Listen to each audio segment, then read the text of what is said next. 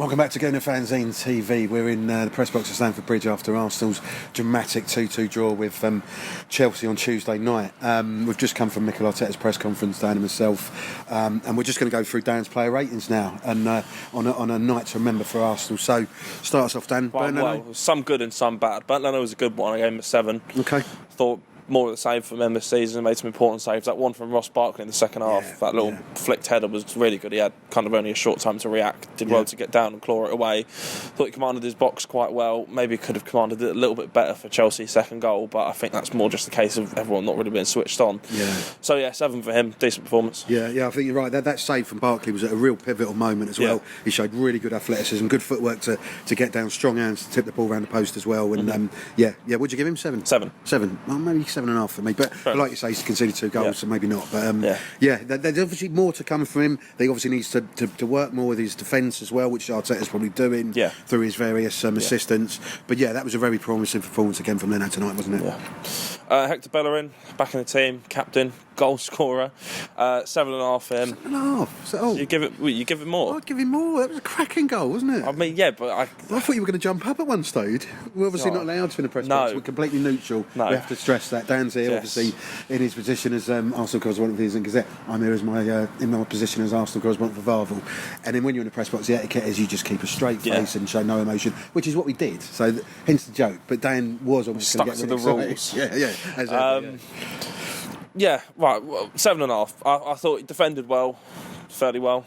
Obviously scored a really good goal. I think the captain's performance, to pop up with a goal at such an important time, on his weak foot as well. Good finish. 7.5. I thought he did really well. Good to see him back. I love Hector Bellerin for so many reasons. As do I. It's been well documented on and off the pitch. He's a true spokesman for the 21st century. He just says the right thing about so many things, basically, because he passionately believes them. On the pitch, he's finally showing his absolute quality. I know that was his first game since since December the 5th, I should say, during the 2-1 defeat against Brighton. And you came out with a stat that was it 367 days since he ruptured his ACL against Chelsea at the Emirates. Irony of ironies, he's come back and basically scored against Chelsea. He's going to be very, very pleased with that tonight. I thought he did really well tonight. He's obviously lacking a little bit of sharpness, but I thought his positioning was good. I thought his leadership was good. I thought his courage was good as well. His character was good. I'm very, very pleased. I'd have given him an 8.5. Fair enough. 8.5 I'd give him. All right, okay, cool. I'm going to agree to disagree. Although you mentioned the sharpness thing. I think he looks sharper tonight than he has in the other games he's played this season. Definitely. Hopefully we can see him back in the team more. Right, and then these two. Where do we start? Squadron Mustafi, he gets a 2. Okay. A 2. Yeah. It was a 1 until the second half performance, where I thought he was actually all right. So basically doubled his performance. But it wasn't lots of double. Yeah. I mean, that mistake not acceptable. Basically, it's a dereliction of duty in a way. I mean, the whole idea of being a defender is stopping the striker and to gift them a goal basically, and then obviously to sell your teammate down the river as well. Not good. So 2 for him. But as I say, I thought he was better in the second half. Yeah, you're absolutely right. I completely agree. I think I would have given him 1.5 just to be different. 1.5. You just don't like to agree with me. No, I really don't. But just out of interest, we ask this every week as well. What should we do with Mustafi? Lock him up somewhere so we can't go anywhere near a football pitch. I mean, I'd just sell him at this point. Would you? Well, I think. Would you just go, do you know what? That's it. Let's go. We need a bit of cover, but I mean, I'd rather play someone like Zach Medley from the academy or whatever. I mean, it's such a liability. Yeah, I know what you mean, and I do agree to a certain extent. But I did see Zach Medley get absolutely roasted down here by Callum Hudson-Odoi in the 2018 Youth Cup final. I think you covered that as well, did you? No, but it was Toby, yeah, he was absolutely took to the cleaners that night. So fair enough. I'm not sure if Zach Medley's ready. Maybe not Zach Medley, but first two. But I get your point, and I completely agree with that. Rob Holding maybe for a start, and he was going to come on in the first half. Which came on eventually. Yeah. But I thought it was a really good point that Arteta made in his press conference. He goes, "I was going to put him on, and I thought that would send absolutely the wrong message in terms of what he would say to the team if I'm taking off an attacker to put on a defender." I thought that was brilliant. I thought it was absolutely fantastic. The thing that I really liked about it was obviously, it sent out the right message, but it shows his adaptability in the moment. I mean, we saw so many times under Unai Emery, difficult for me to say, where he'd bring on a substitution and then things would go wrong and he'd already jumped the gun a bit and made the substitution. Whereas tonight we saw Rob Holding get up, sit back down, Ainsley Maitland-Niles get back up, sit back down, and Eddie Nketiah get back up, sit back down. It shows that in the situation, Arteta is adaptable and can make a decision on the fly and get it right, basically. Yeah, very good point. Yeah, completely agree. So, yeah, I do agree with you sometimes. There you go, that time. David Luiz, 3. 3, okay. Yeah. Ultimately got sent off, didn't he? Yeah. Maybe I think maybe he should have probably not made the tackle, but I know you agree otherwise. So I thought he had to do what he had to do, basically. But I tweeted before the game. I saw Sol Campbell's return to White Hart Lane in 2001. Yeah. He got tremendous stick that night from Spurs fans. I saw his return in 2010 in his second spell for Arsenal. Again, he got a lot of stick, but both times he puffed up his chest and he said, "You know what? I'm Arsenal. I don't care what you're going to do." And he just played his game and he showed real character, and that's what I wanted from Luiz tonight. Yeah, he didn't do it, did he? Really, he got sent off basically. The one thing I would like to point out is, I don't know if you saw it, but on the little screens that we get in the press box over there show the game as it's been broadcast live. Yeah, they had a little thing up in the corner towards the end of the game of David Luiz sat watching the television, watching the game, and every time Arsenal cleared the ball, he was pumping his fist. Was he? Properly, really? Excellent. I mean, people watching at home would have seen that, but yeah, he was. You know, sat on a chair in a room somewhere deep in Stamford Bridge, pumping his fist every time. Did they show him when we equalised the second game? I wasn't looking. I was watching the game. But absolutely, brilliant. Yeah, fantastic. Great stuff. Yeah. I'll give him a 4 for that then. He's earned himself an extra rating by watching a television. Well done, done, David. And cheering his club and his team. Yeah. Anyway, Bukayo Saka, game of 7.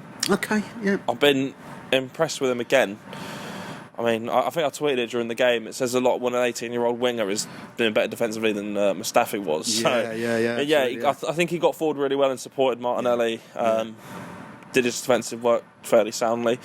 I think he's got a future at left back personally. Yeah, I do as well. I mean, we mentioned it in the video after the Sheffield United game. You know, Ashley Cole did it. Went from a winger to being the best fullback in the world. I'm not saying Bukayo Saka is going to be the best fullback in the world, but he looks like he looks comfortable there. He doesn't look fazed by it. Yeah. He does the defensive work well, which I think was probably the main concern we had when we knew he was going to end up playing there because of injuries. So yeah, impressed with him 7. Yeah, I agree. I thought he looked really defensively sound. He looked disciplined.